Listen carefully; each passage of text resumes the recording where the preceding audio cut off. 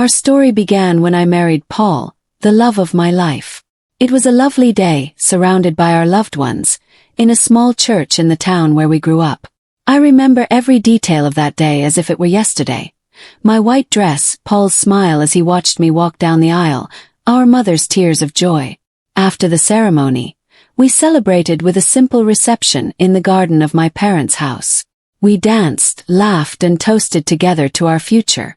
A few months after the wedding, Paul suggested that we move to the family farm. His father, Mike, had been alone since his wife passed away a few years ago, and Paul felt it was his duty to be close to him and help out on the farm. I felt a little insecure about this big change in our lives. I grew up in the village and had never lived on a farm, but I knew how important it was to Paul, so I accepted with a smile. We packed our things and said goodbye to our families and friends. The farm was a few hours away, so it was a long trip, but full of expectations.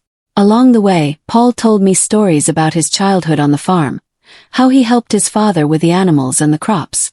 I could see the passion and love he had for this place. When we arrived, Mike greeted us with a warm hug. He was a tall, sturdy man with hands calloused from hard work on the farm. Despite the sadness in his eyes over the loss of his wife, he welcomed us with a genuine smile. Mike showed us the house where we would live, a charming wooden building with a large porch that overlooked the vast green fields. As we unpacked and settled into our new home, I couldn't help but feel a mix of emotions. On the one hand, I was excited to start this new adventure with Paul, but on the other hand, I felt a little out of place in this unfamiliar environment. I was determined to make this work for Paul and our family. What I didn't know at the time was that this move would mark the beginning of a series of events that would change my life forever, testing my marriage, my values, and everything I thought I knew about love and loyalty. The first few weeks on the farm were a period of adjustment for me. Accustomed to village life, I had to quickly learn to cope with the pace and demands of country life. On the other hand, Paul seemed to be in his element. He would get up early every morning, eager to start the day's work with his father, while I took care of the household chores, cooking, cleaning, and trying to make our house a cozy home. I also helped Mike in the garden, slowly learning about the different vegetables and herbs we grew and admiring the beauty of our surroundings. As Paul spent more and more time on the farm, Mike and I began to spend more time together. At first, it was just small interactions. A good morning in the morning or a shared cup of coffee in the afternoon. But over time, our conversations became longer and more personal. Mike told me about his youth, how he met Paul's mother, and how they built their farm together from scratch. He spoke of her with such love and longing that I couldn't help but feel emotional. In return, I told him about my life in the city, my dreams, and my hopes for the future with Paul. Without realizing it, I began to long for those moments with Mike. His presence was comforting. He always had a kind word, a joke to make me laugh, or a shoulder to lean on. I remember one day when Paul had to go into town to buy spare parts for his tractor. Mike and I spent the entire afternoon in the garden, picking vegetables and talking about life. As the sun began to set, we sat on the porch, drinking iced tea and admiring the colors of the sunset. In that moment, I felt a connection with Mike that I couldn't explain, a sense of comfort and mutual understanding. Looking back, I can see that it was at that moment that things began to change between us. What began as a simple friendship between a daughter-in-law and father-in-law was slowly turning into something deeper and more complicated.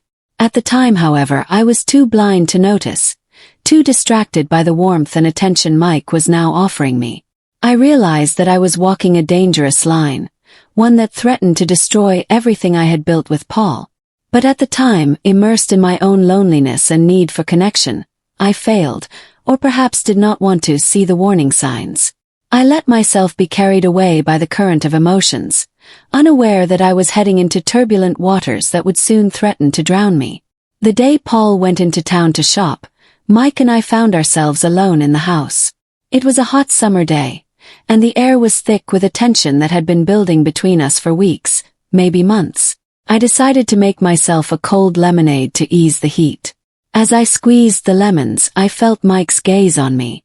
It was a gaze I had been noticing more and more, one that made me uncomfortable and excited at the same time. I tried to ignore him, focusing on the task at hand, but when I finished and offered him a glass, our fingers touched, sending a jolt of electricity through my body. Sitting at the kitchen table, we drank in silence, but the air was thick with unspoken words and pent-up desires. Finally, Mike broke the silence. "Mila, there's something I've wanted to tell you for a long time," he began, his voice low and husky. "I know this is wrong, but I can't keep pretending I don't feel anything for you." His words surprised me, even though I'd always known on some level that he felt something for me. Hearing it out loud made it real in a way I couldn't ignore. "Mike, I don't know what to say," I stammered, my heart clenching. "This isn't right. I'm married to your son." "I know," he said, moving closer to me. "But I can't help what I feel. When I'm with you, I feel alive in a way I haven't in years. You understand me, Mila, in a way no one else does." His words touched a part of my heart that I'd been trying to ignore, because the truth was I had feelings for Mike too.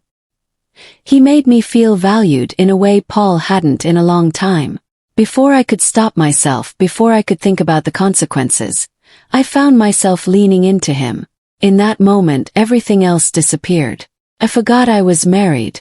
I forgot he was my husband's father. All I could think about was the feel of his lips on mine, his hands caressing my skin, the fire that burned inside me.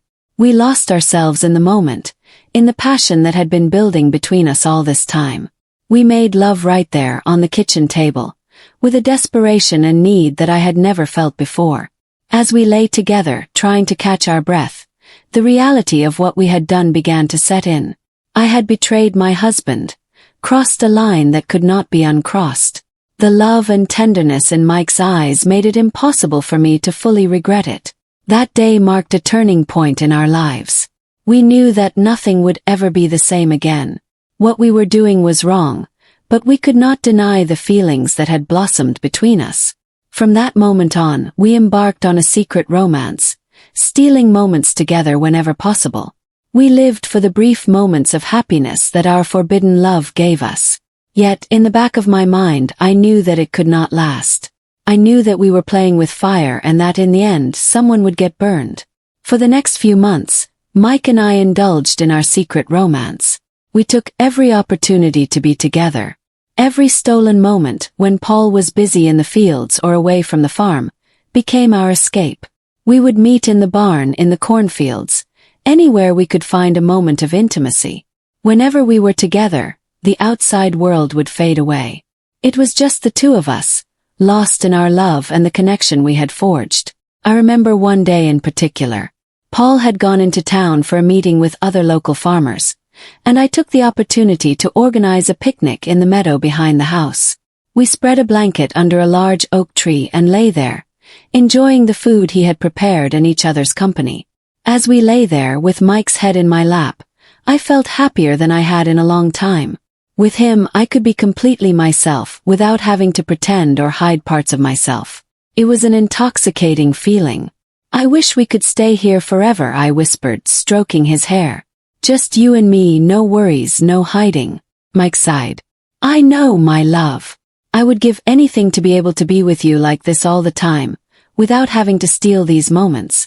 But we both knew that was impossible. I was still married to Paul, and Mike was his father.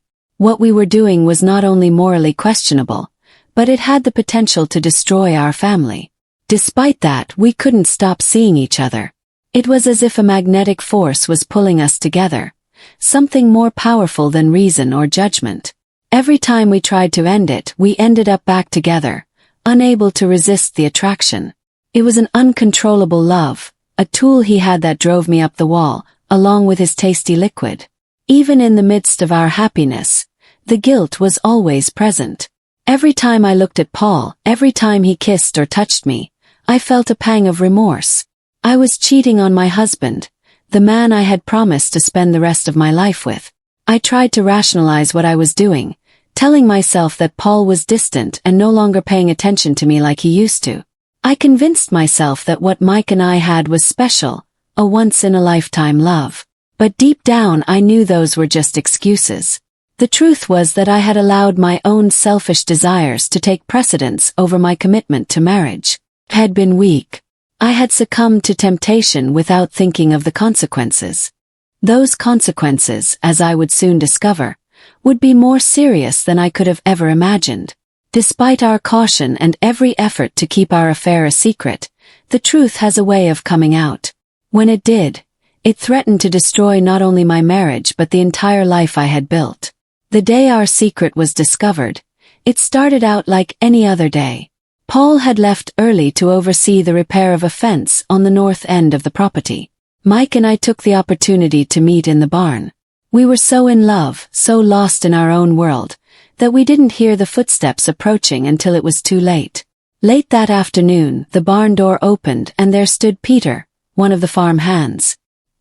His face went from surprise to shock to disgust in a matter of seconds. "Ms. Mila, Mr. Mike. What's going on here?" I jerked away from Mike as if his touch burned me, my heart pounding in my chest. "Peter, this isn't what it looks like," I said, but even as I spoke, I knew how weak and implausible my words sounded. Peter had seen us in a passionate embrace, our bodies intertwined in a way that left no doubt about the nature of our relationship. "I don't believe this," Peter said, shaking his head. "Mr. Paul trusts you, and this is how you repay him. Peter, please. I know this sounds bad, but if you could just give us a chance to explain." I tried to argue, but Peter wasn't about to listen. "There's nothing to explain. What you're doing is wrong, and Mr. Paul deserves to know." He turned and walked out of the barn, leaving Mike and I staring at each other in horror, knowing that our world was about to fall apart. The next few days were a whirlwind of emotions. Peter, true to his word, confronted Mike and promised that he would tell Paul everything. I watched Mike racked with guilt and remorse, but he didn't try to stop it. He agreed that the truth needed to come out. I remember clearly the night everything came out. Paul had just returned from the field, and we were sitting down to dinner when Mike asked to speak to him privately. As they walked away, I wrung my hands in anxiety, my stomach in knots. It wasn't long before I heard Paul's normally calm and gentle cries rise in anger and pain. "My own wife to my own father," he shouted, his voice thick with disbelief and fury. Paul went back into the house, his face twisted with disappointment. When he looked at me, his pain was almost palpable. "How could you do this to me? To our marriage," he whispered, his voice breaking. I had no answers, at least not answers that would ease his pain or justify what I had done. All I could do was cry and beg for his forgiveness, knowing that I had done something unforgivable. That night, as Paul packed his things to leave the farm, I knew our marriage was over. The trust we had built, the love we had shared, all had been destroyed by my betrayal. Although a part of me still yearned for Mike, I knew our romance would never survive the public scrutiny, the judgment and condemnation we would surely face. As I watched Paul get into his truck and his silhouette disappear into the night, I felt as if a part of me had died. I had lost my husband, my life, everything, for a moment of passion, a moment of weakness that would now haunt me forever. In the days following Paul's departure, the farm was plunged into a state of chaos and confusion. The workers who had been loyal to our family for years now regarded me with a mixture of pity and suspicion. I could hear their whispers when they thought I was not around, their speculations about the nature of my relationship with Mike. Mike, for his part, was consumed with guilt. He sat on the porch for hours staring blankly into the distance. When we spoke, it was with a strained formality, both of us aware of the gulf that now yawned between us. "We have to end this," he told me one day, his voice weary and defeated. "What we did was wrong, Mila. This can't go on." "I know," I said, tears streaming down my face. "But that doesn't make it any easier. Not at the expense of Paul's happiness. We can't go on like this." His words were heavy with sadness, and I knew he was right. But that didn't make the pain any less. Despite the circumstances, the guilt, and the shame, my feelings for Mike hadn't changed. I still loved him, still craved his touch, his presence. But I also loved Paul. He had been my partner, my best friend for so many years. The thought of losing him forever, of facing life without him by my side, was almost unbearable. In the weeks that followed, I tried desperately to contact Paul. I left countless messages, begging him to come home, promising that we could work things out. But my pleas fell on deaf ears. Paul was gone, and with each passing day, I realized that he might never come back. Meanwhile, guilt consumed me. I began to neglect my chores on the farm, spending hours in bed, crying until I had no tears left. Mike tried to comfort me, but his presence only served as a painful reminder of what we had done and the pain we had caused. Amidst this time, the rumors began. At first, they were just whispers, sidelong glances, and murmurs behind raised hands. But they soon became something more insidious. "I heard she planned this all along," said a woman at the town market. "She married Paul just to get close to his father," replied another. "I always knew there was something strange about her," commented a third. "Poor Paul. He deserves so much better than this." I couldn't listen to the rest of it and ended up running from the market, tears burning my eyes and my heart pounding in my chest. Was this what everyone thought of me? That I was an opportunist, a homewrecker? As the days turned into weeks, I realized there was no escaping the whispers, the accusatory looks, and the cruel speculation. My transgression and betrayal became the talk of the town. I was no longer seen as Mila, Paul's wife, or Mike's daughter-in-law. Now I was Mila, the adulteress, the woman who had destroyed her marriage and ruined her family. Although a part of me wanted to scream and defend my love for Mike, I knew it was useless. No one would understand, not even I could justify the choices I had made. What had once seemed like an overwhelming love now became an unbearable burden, with the weight of the consequences falling upon me with each passing day. Mike had changed too. He seemed more withdrawn, older. The vibrant, lively man I had known had become someone consumed by guilt and regret. Our conversations, when they happened, were filled with sadness and silence. "Mila," he said one night as we sat on the porch, "I need to leave." I looked at him surprised. "Leave? To where?" "I don't know. But I can't stay here anymore. Every corner of this farm reminds me of what we did, of what we lost. I need a new beginning, far away from here." My throat tightened and tears filled my eyes. Part of me wanted to beg him to stay, but I knew he was right. Our romance, our secret, had destroyed everything around us. The day Mike left, I watched him pack his things into his truck. He didn't say much, just one last sad look before he drove off. I stood there, alone, watching the dust from the road settle, feeling as if I had lost everything and everyone I had ever loved. Time passed, but the wounds remained raw. The farm, once full of life, was now a dark and silent place. The workers avoided my path, and I rarely left the house. The weight of guilt and regret was unbearable, and the void left by Paul and Mike was impossible to fill. Eventually, I realized I couldn't go on like this. I decided to sell the farm. It was no longer my home. It was a constant reminder of everything I had lost. With the money from the sale, I moved to a small town where no one knew me, where I could try to start over. But even from far away, the memories remained. At night, I still dreamed of Paul and the happy times we had had before everything fell apart. Sometimes I also dreamed about Mike and the forbidden love we shared. But those dreams always ended the same way, with reality reminding me of the price I had paid for giving in to temptation. My new life began in a small town several hours away. I rented a small apartment and got a simple job at a local bakery. Every day was a struggle to get up, to find a purpose, to face the stares of strangers who, although they didn't know my past, reminded me of the people I had left behind. The months passed slowly, and the wounds I carried began to heal, although the scars remained visible. I thought about Paul every day, wondering how he was doing, if he had managed to find some peace after everything that had happened. I also thought about Mike, about the loneliness he must have felt on the farm, about the emptiness left by my departure.